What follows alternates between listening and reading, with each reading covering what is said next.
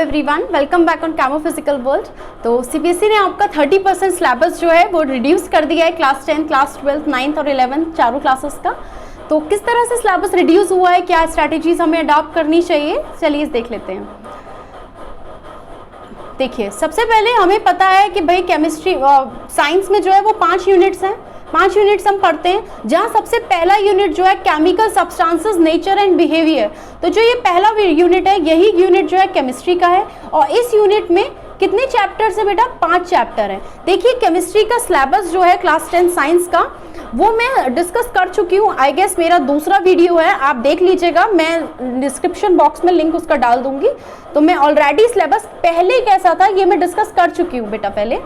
तो हम लोग जो पहला यूनिट है chemical substance, nature and behaviour chemistry का, इसमें 5 चैप्टर्स है, तो वो 5 चैप्टर्स कौन कौन से थे? तो देखिए, वो 5 चैप्टर्स थे chemical reaction and equation, acids, basis and salt, metals and non metal, carbon and compound, periodic classification of elements. तो पहला यूनिट जो कि केमिस्ट्री का हुआ करता है, जिसका नाम क्या है? Chemical substances, nature and behaviour unit का नाम है। और इस यूनिट में 5 चैप्टर्स आ रहे हैं, chemical reaction, acids, basis and salt, metals, non metal, carbon compound and periodic classification of elements. अब देखिए, इसमें से 3 यूनिट्स, यानी 3 यूनिट्स भी कौन कौन सी बेटा? फर्स्ट यूनिट यानी केमिकल रिएक्शन वाली यूनिट, सेकेंड यूनिट यानी एसिड, बेसिस एंड सॉल्ट वाली यूनिट, और 5th unit periodic classification of element.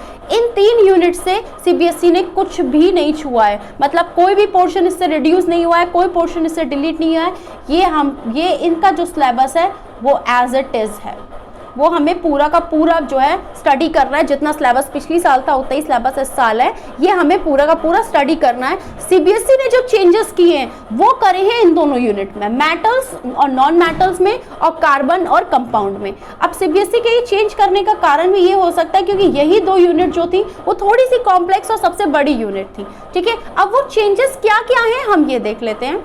देखिए, ध्यान दीजिए, सीबीएसई ने सिर्फ 3 यूनिट्स में कोई चेंज नहीं किया है। आपकी पहली, दूसरी और 5वीं यूनिट में केमिकल रिएक्शन में कोई चेंज नहीं हुआ है, एसिड, बेसिस एंड सॉल्ट में कोई चेंज नहीं हुआ है, पीरियोडिक क्लासिफिकेशन में कोई चेंज नहीं हुआ है। और जो चेंज आया है वो किस में आया है? मेटल्स, नॉन मेटल और कार्बन कंपाउंड में।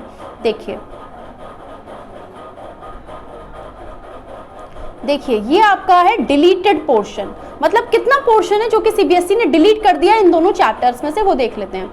सबसे पहले मेटल्स एंड नॉन मेटल्स से। तो बेटा, मेटल्स और नॉन मेटल्स से सीबीएसई ने बेसिक मेटलर्जिकल प्रोसेस, ये थोड़ा सा कॉम्प्लेक्स पार्ट होता था जो कि मेटलर्जिकल प्रोसेस का रहता था, जिसमें हम लोग बहुत सारी मेटलर्जिकल प्रोसेसेस पढ़ते थे, आइसोलेशन ऑफ एलिमेंट्स पढ़ते थे, तो वो सीबीएसई ने हटा दिया है। कोरोजन हट गया है और उसके साथ साथ उसका प्रिवेंशन। कोरोजन और प्रिवेंशन तो बहुत छोटा पार्ट था, लेकिन मेटलर्जी हटाना आई गेस ये एक बहुत बड़ा स्टेप है, आपके लिए एक पॉजिटिव चीज़ है ये, क्योंकि मेटलर्जी प्रोसेस थोड़ा सा डिफिकल्ट होता था याद रखना और उसको अप्लाई करना। तो ये हट गया है, तो ये सिलेबस में जो है वो बस थोड़ा सा थ्योरेटिकल पार्ट बचा हुआ है, बहुत आसान हो गया है मेटल और non metal. Carbon and its compound में आप देखो कितना कुछ हटा दिया उन्होंने, ठीक है। आपको नजर आ रहा है कि इसमें तो बहुत ज़्यादा हटा दिया गया है। तो कार्बन कंपाउंड उन्होंने आधे से ज़्यादा क्या कुछ बचाया ही नहीं है कार्बन एंड कंपाउंड में।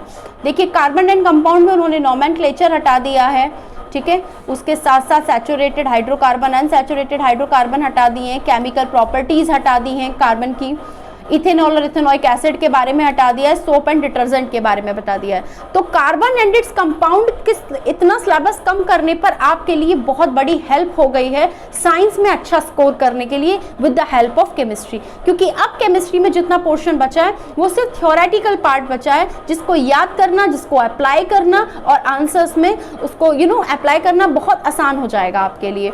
तो कहने का मतलब है with the help of chemistry आप साइंस में अच्छा स्कोर कर सकते हैं इस सिलेबस के डिलीट, इतना सिलेबस के इतना पोर्शन के डिलीट होने के कारण, ठीक है।